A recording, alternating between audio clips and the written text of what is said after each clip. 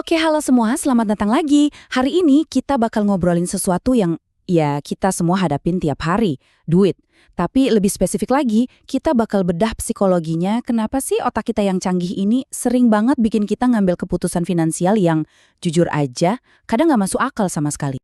Pernah kepikiran gak sih, kenapa ada orang yang pinter banget, jenius di bidangnya, mungkin seorang dokter atau insinyur hebat, tapi kok soal duit berantakan banget? Aneh kan? Ini paradoks yang sering banget kita lihat. Terus di sisi lain, kita juga pasti kenal kan sama orang yang nggak punya latar belakang pendidikan keuangan, tapi kok bisa gitu loh bangun kekayaan. Apa sih rahasianya? Nah, ini nih yang ngebawa kita ke ide utamanya Morgan Housel.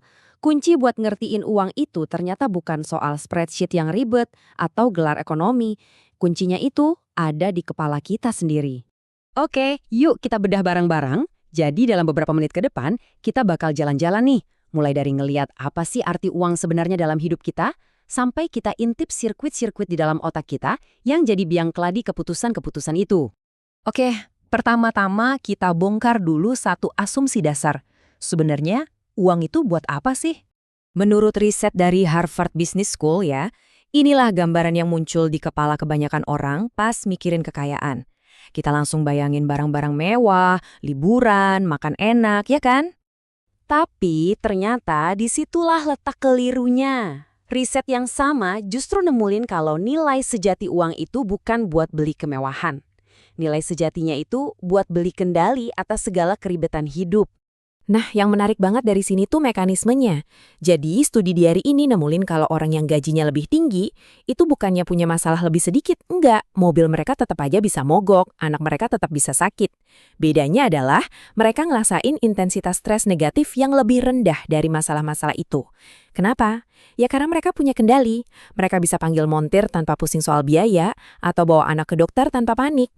Uang pada dasarnya ngasih kita kemampuan buat beli jalan keluar dari masalah. Oke, dari sini kita lanjut ke poin krusial berikutnya, di mana kita bakal lihat gimana perilaku itu bisa ngalahin kecerdasan mentah dalam urusan uang. Dan ini, digambarin dengan jelas banget sama dua kisah nyata ini. Di satu sisi ada Richard Fuscon, lulusan Harvard, eksekutif top di Wall Street, tapi ujung-ujungnya bangkrut. Di sisi lain, ada Grace Groner, seorang sekretaris seumur hidupnya, yang diam-diam ngumpulin kekayaan sampai 7 juta dolar. Loh, kok bisa? Jawabannya simple banget. Ada di sini. Si Fuscone, dengan segala ilmunya, dia masang taruhan besar-besaran pakai utang dan gagal. Sebaliknya, Grace Groner cuma ngelakuin satu hal simple secara konsisten selama puluhan tahun. Nabung dan investasi dengan sabar. Perilakunya ngalahin kepintarannya. Jelas banget kan? Nah ini nih, yang akhirnya ngedefinisiin ulang apa itu kekayaan sejati. Bukan soal mobil mewah atau rumah gede, tapi soal otonomi. Soal punya kendali penuh atas aset kita yang paling berharga, yaitu waktu kita. Itulah dividen tertinggi yang bisa dibayar oleh uang. Oke, sekarang siap-siap. Kita bakal zoom in paling dalam nih. Kita bakal ngintip apa sih yang sebenarnya terjadi di dalam kepala kita yang jadi pemicu semua perilaku ini. Jadi, riset di bidang neuroekonomi nunjukin kalau otak kita tuh bukan satu unit pengambil keputusan yang rasional.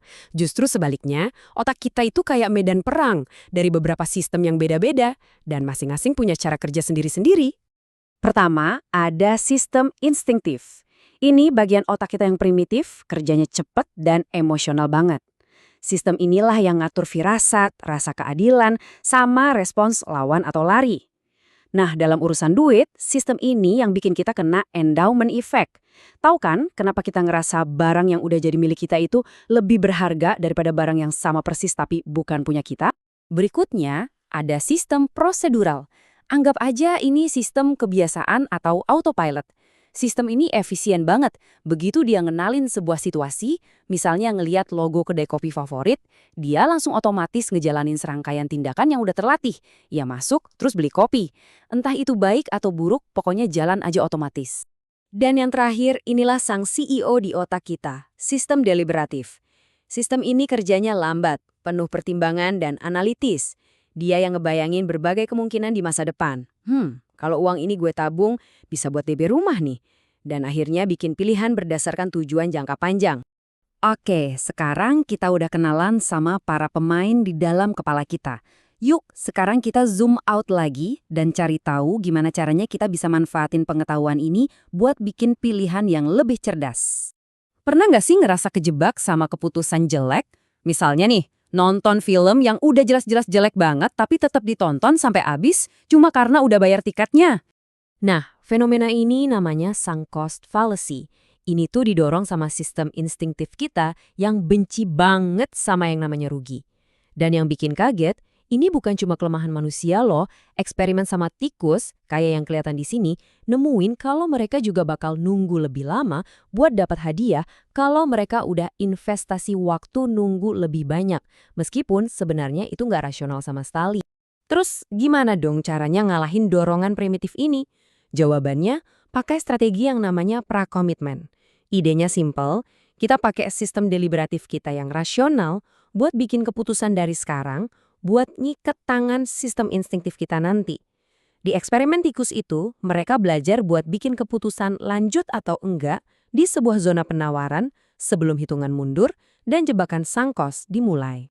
Dan kita bisa banget nerapin ini di hidup kita. Misalnya, ngatur transfer tabungan otomatis tiap habis gajian, itu pra-komitmen. Berhenti langganan email dari toko online favorit, itu juga pra-komitmen.